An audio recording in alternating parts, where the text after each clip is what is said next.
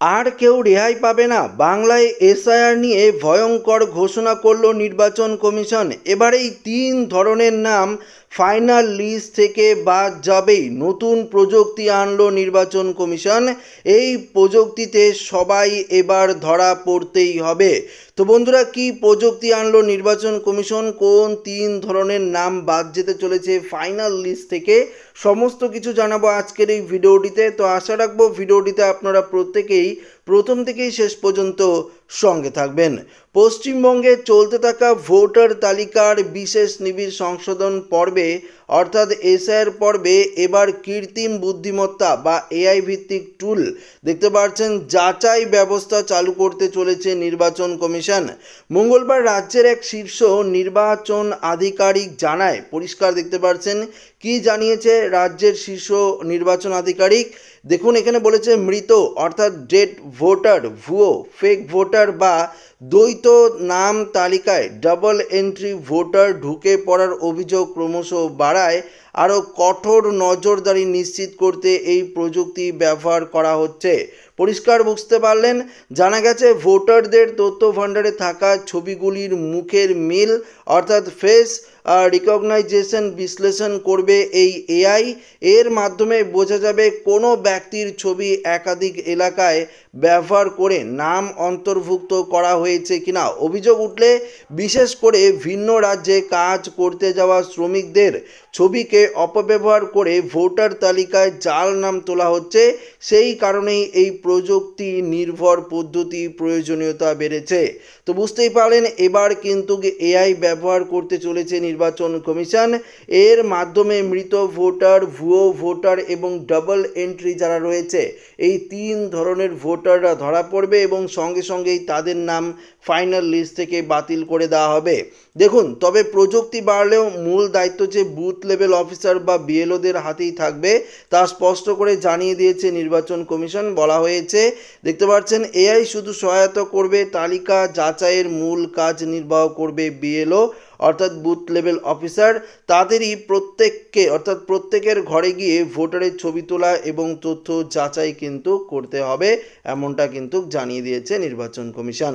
Booth level agent যদি পূরণ করা ফর্ম জমা দেন, তবুও বিএলও বাড়ি গিয়ে স্বাক্ষর মিলিয়ে দেখা বাধ্যতামূলক। পাশাপাশি ভোটারের কাছ থেকে হাতে লেখা বিবৃতিও নিতে হবে, যাতে উল্লেখ থাকবে যে ফর্মটি তাদের উপস্থিতিতে পূরণ হয়েছে।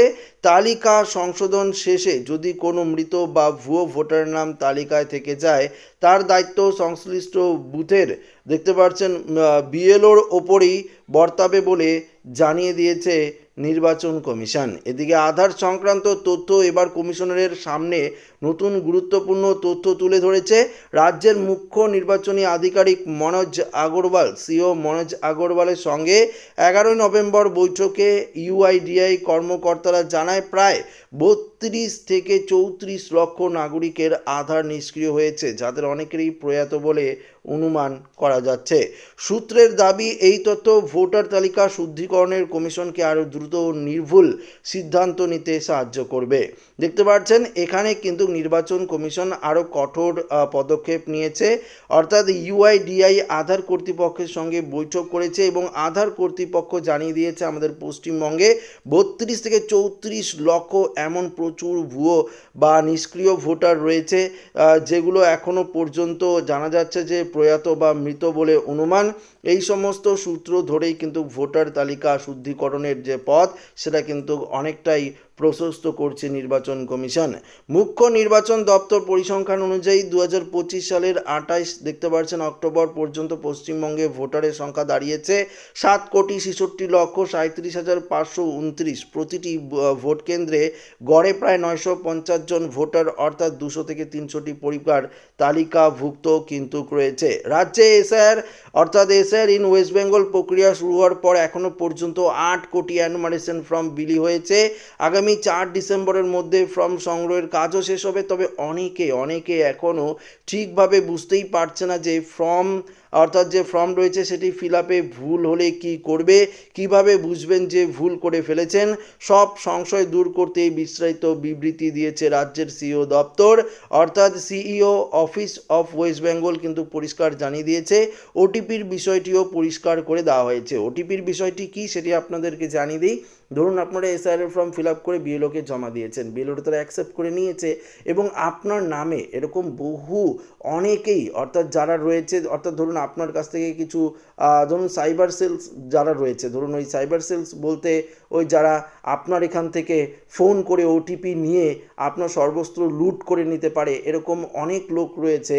তো আপনার তারা কি করবে যে আপনার কাছে ফোন করে জানতে চাইবে যে আপনার এনুমারেশন ফর্ম ভুল হয়েছে, একটি ওটিপি গেছে, সেই ওটিপিটা যদি আপনারা দেন তাহলে আমি ঠিক করতে পারবো। নির্বাচন কমিশন কিন্তু জানিয়ে দিয়েছে ওটিপি কিন্তু কখনো আপনারা দেবেন না। নির্বাচন কমিশন পরিষ্কার এটাও বলে দিয়েছে যে কমিশনারের তরফ থেকে কাউকে ফোন করে ওটিপি চাওয়া হবে না, এটাই কিন্তু পরিষ্কারভাবে জানিয়ে দিয়েছে কেন্দ্রীয় নির্বাচন কমিশন। তো যদি কেউ আপনাকে ফোন করে আপনারা কিন্তু ভুল করে ওটিপি দেবেন না, যদি দিয়ে দেন সেটা আপনার ব্যাংকের ওটিপি হতে পারে, আধার ওটিপি হতে পারে, সেক্ষেত্রে কিন্তু আপনারা সমস্যায় পড়তে পারেন। তো আপনারা কিন্তু কখনো এই ধরনের কাজ করবেন না। এবং এই ভিডিওটিতে আপনারা জানতে পারলেন যে এআই প্রযুক্তি ব্যবহার করা হবে এবার এসআইআর এর ক্ষেত্রে, যাতে ভুয়ো ভোটার, মৃত ভোটার এবং যাদের ডবল এন্ট্রি রয়েছে সেই সমস্ত ভোটার একদম ইজি পদ্ধতির মাধ্যমে ধরা পড়ে।